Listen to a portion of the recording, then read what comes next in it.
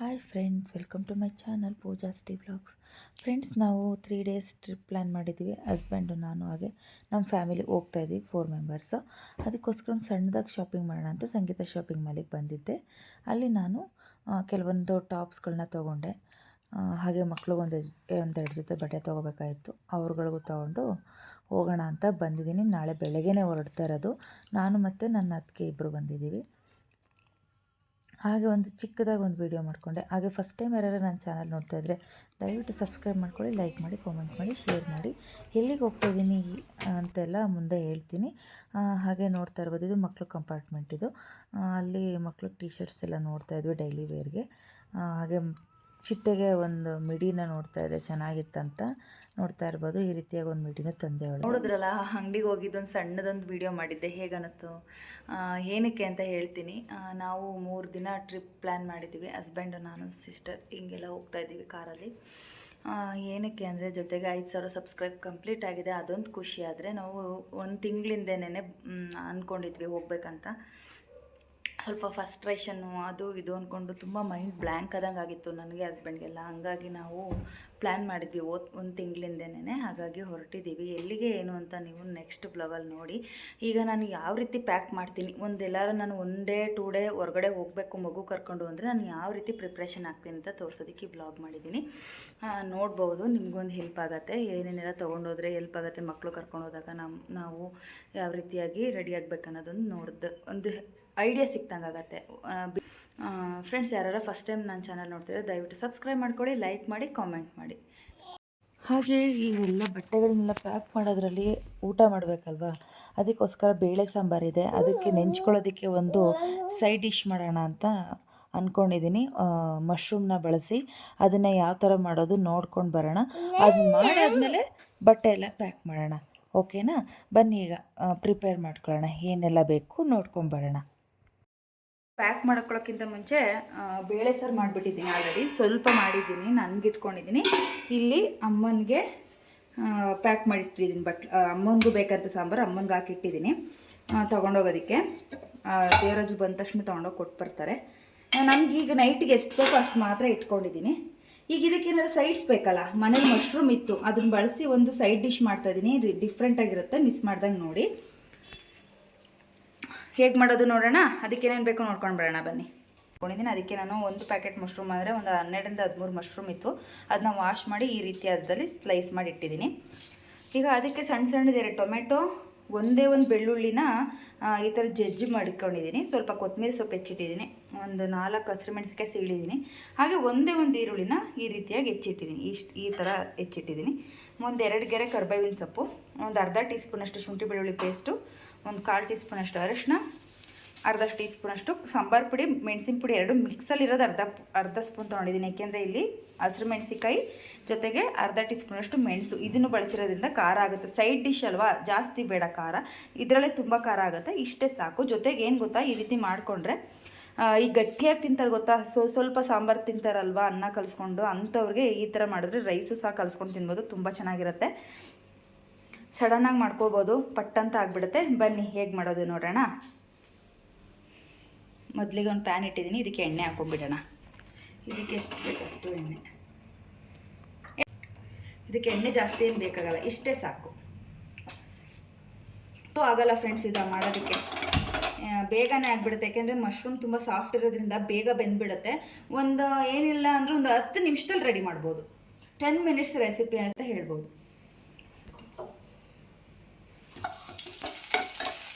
ಬೇಕಿದ್ರೆ ನೀವು ಸಾಸಸ್ನ ಆ್ಯಡ್ ಮಾಡ್ಬೋದು.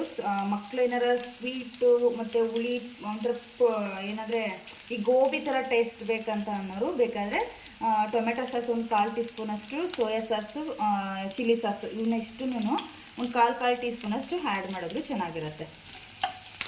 ಕರಿಬೇವಿನ ಸೊಪ್ಪು, ಹಸಿರುಮೆಣಸಿನ್ಕಾಯಿ, ಜಜ್ಜಿರುವಂಥ ಈರುಳ್ಳಿ. ಈಗ ಟೊಮೆಟೊ ಹಾಕ್ತಾಯಿದ್ದೀನಿ.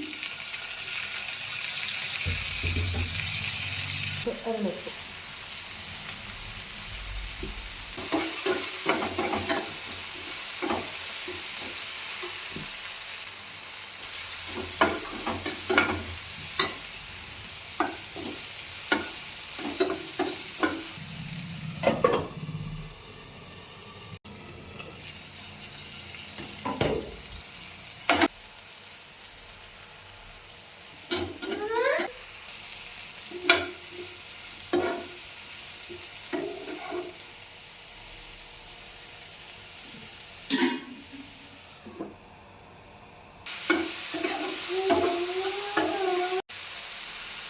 ಕೈಯಲ್ಲೇ ಈಗ ಜಜ್ಜಿ ಪುಡಿ ಮಾಡಿರೋಂಥ ಮೆಣಸಿನ ಪುಡಿ.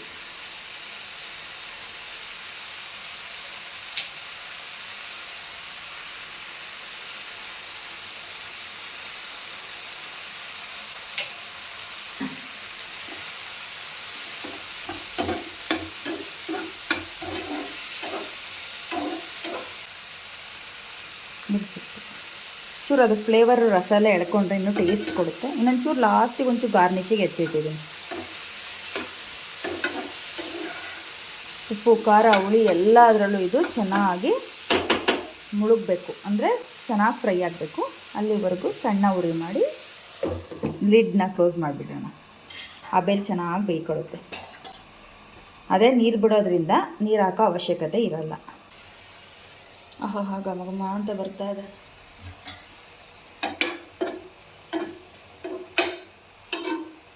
ಮಶ್ರೂಮ್ ಲವರ್ಸ್ ಯಾರಿರ್ತೀರ ಅವ್ರಿಗೆ ಸಖತ್ ಇಷ್ಟ ಆಗುತ್ತೆ.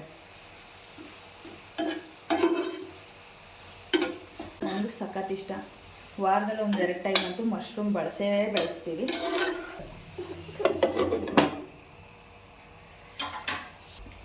ಬೇಕಿದ್ದರೆ ಒಂದು 1/4 ಟೀ ಸ್ಪೂನಷ್ಟು ಚಿಕನ್ ಮಸಾಲ ಬಳಸೋಣ, ಚೆನ್ನಾಗಿರುತ್ತೆ. ಸೈಡ್ ಡಿಶ್ ಅಲ್ವಾ, ತಿನ್ನೋದಕ್ಕೆ ಅಂತ ಚಿಕನ್ ಪೀಸ್ ತಿಂದಂಗೆ ಆಗುತ್ತೆ.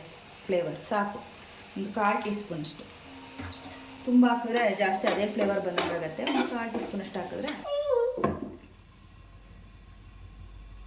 ಈಗ ಇದು ರೆಡಿ ಆಯಿತು. ನಾವು ಊಟ ಮಾಡೋದು ಲೇಟ್ ಆಗುತ್ತೆ. ಅಷ್ಟರಲ್ಲಿ ಬಟ್ಟೆ ಎಲ್ಲ ಜೋಡಿಸಿಟ್ಕೊಂಡ್ಬಿಡೋಣ. ಹೇಗೆಲ್ಲ ಏನೆಲ್ಲ ತೊಗೊಂಡಿದ್ದೀನಿ ಅಂತ ನೋಡ್ಬೋದು, ಬನ್ನಿ.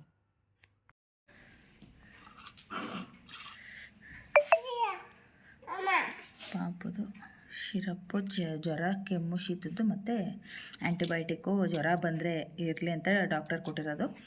ಹಾಗಾಗಿ ತೊಗೊಳ್ತಾ ಇದ್ದೀನಿ. ಮುನ್ನೆಚ್ಚರಿಕೆ ಕ್ರಮವಾಗಿರಲಿ, ಮಕ್ಕಳು ಇರೋದಲ್ವ, ಭಯ ಆಗುತ್ತೆ. ಶೀತ, ಕೆಮ್ಮು, ಜ್ವರದ್ದು ಟ್ಯಾಬ್ಲೆಟ್ ಅಂದರೆ ತುಂಬ ಜಾಸ್ತಿ ಜ್ವರ ಬಂದಿರುತ್ತಲ್ಲ ಆಗ ಹಾಕೋಕ್ಕೆ ಮಾತ್ರ ಕೊಟ್ಟಿರೋದು. ಇಲ್ಲಾಂದರೆ ಇದೇ ಟಾನಿಕಲ್ಲೇ ಕಮ್ಮಿ ಆಗುತ್ತೆ.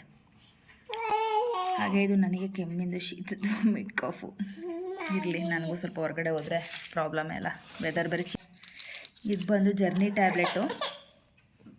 ಇದು ನನ್ನ ಮೈಗ್ರೇನ್ ಟ್ಯಾಬ್ಲೆಟ್. ಇದು ಮೈಗ್ರೇನ್ ಇರಲೇಬೇಕು ಎಲ್ಲೋದ್ರೂ. ಹಾಗೆ ಉಪ್ಪು ಖಾರದ ಪುಡಿ. ಅಲ್ಲಿ ಹೊರಗಡೆ ಏನಾರು ಹಣ್ಣು ಗಿಣ್ಣು ತೊಗೊಂಡ್ರೆ ಉದುರಿಸ್ಕೊಳ್ತೀನಿ, ಅದಕ್ಕಿರಲಿ ಅಂತ ತೊಗೊಂಡಿದ್ದೀನಿ. ಇನ್ನು ಇದರ ಮೇಲೆ ಇದೊಂದು ಅಲೋವೆರಾ ಜೆಲ್ಲು, ಸಿರಮ್ಮು, ಫೇಸ್ ವಾಶು, ಹಾಗೆ ಪಾಪು ಕ್ರೀಮು, ಐಲೈನರು. ಇಷ್ಟೇ ತೊಗೊಂಡೋಗ್ತಾ ಇರೋದು. ಇನ್ನು ಬಟ್ಟೆಗಳೇನೇನು ತಗೊಂಡಿದ್ದೀನಿ ಅಂತ, ಬಟ್ಟೆಗಳು ಯಾವ ರೀತಿ ತೊಗೊಂಡಿದ್ದೀನಿ ಅಂದರೆ, ಟವಲ್ ಒಂದು 2-3 ಟವಲ್ ತೊಗೊಂಡಿದ್ದೀನಿ. ಇದಿಷ್ಟು ಪಾಪು ಬಟ್ಟೆಗಳು ಇರಲಿ. ಮಕ್ಕಳು ಬಟ್ಟೆ ಎಷ್ಟು ತಗೊಂಡೋದ್ರು ಸಾಲಲ್ಲ. 3 ದಿನಕ್ಕೆ ಹೋಗ್ತಾ ಇರೋದ್ರಿಂದ ತಲೆ ಕಟ್ಟೋಕ್ಕೆ ಸ್ವೆಟರ್ 2, ಇನ್ನು ಟೀ ಶರ್ಟ್ಸು, ಚಡ್ಡಿ, ಇಂಥವು ಪ್ಯಾಂಟ್ಗಳು ಡೈಲಿ ವೇರ್ಸೇ ಜಾಸ್ತಿ ತೊಗೊಂಡಿದ್ದೀನಿ. ಇವು ಹೊಸ ಟಾಪ್ಗಳು ಈಗ ಮಧ್ಯಾಹ್ನ ತಂದಂಥವು ವಾಶ್ ಮಾಡಿ ಹಾಕಿದ್ದೀನಿ.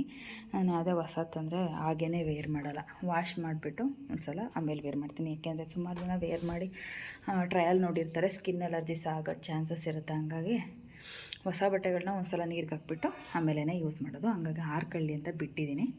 ನಾನು 4 ಜೊತೆ ಬಟ್ಟೆ ತೊಗೊತಾ ಇದ್ದೀನಿ. ಇಷ್ಟು ಐಟಮ್ಸ್ ತೊಗೊಂಡಿದ್ದೀನಿ. ಹಸ್ಬೆಂಡು ಅವ್ರು ಬಂದು ನಾನು ಜೋಡಿಸ್ಕೊತೀನಿ ಅಂತಿದ್ದಾರೆ. ನಾನಿಲ್ಲಿ 3 ಟವಲ್ ತೊಗೊಂಡಿದ್ದೀನಿ.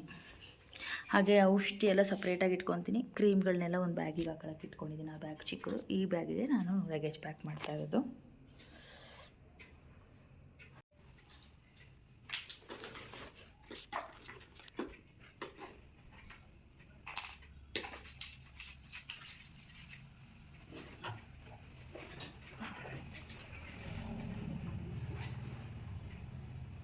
ಹಾಗೆ ತೋರಿಸಿ ಹುಣಸೆ ಹಣ್ಣಿನ ಚಾಕ್ಲೇಟು ಇದಿರಲೇಬೇಕು ನನ್ನ ಜರ್ನಿಲಿ.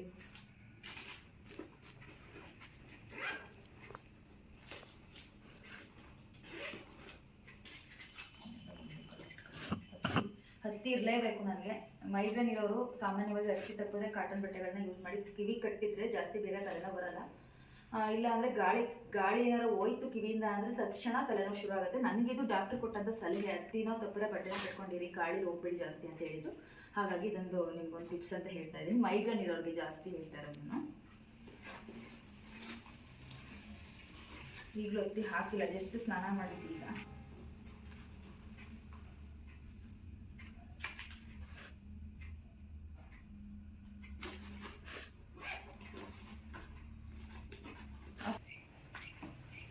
ಹ್ಯಾಂಡ್ ಬ್ಯಾಗ್ ಹೊಸದು ಬರೀ 250 ರೂಪಾಯಿ. ಚೆನ್ನಾಗಿದೆಯಾ? ಸಂಗೀತದಲ್ಲಿ ತಂದಿದ್ದು, ಇಷ್ಟ ಆಯಿತು, ಅದಕ್ಕೆ ತಗೊಂಡೆ.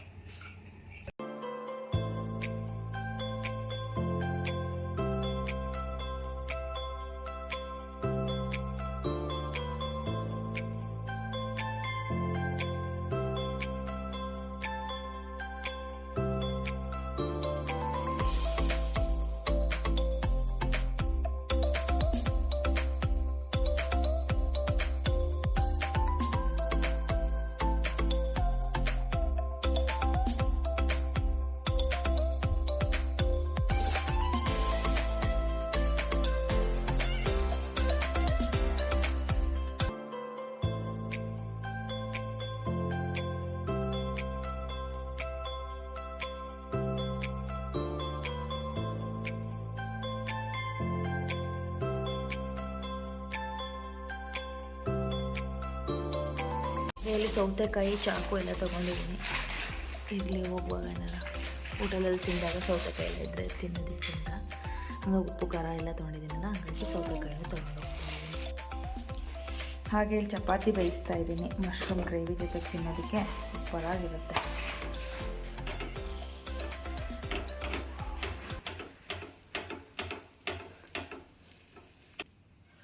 ಹಾಗೆ ಅನ್ನ ಕೂಡ ರೆಡಿ ಇದೆ. ಈ ಅಕ್ಕಿ ಅನ್ನ ಮಾಡಿದ್ರೆ ಈ ಥರ ಎಲ್ಲ ಸುತ್ತಲೂ ಆಗುತ್ತೆ, ತಪ್ಪು ತಿಳ್ಕೊಬೇಡಿ.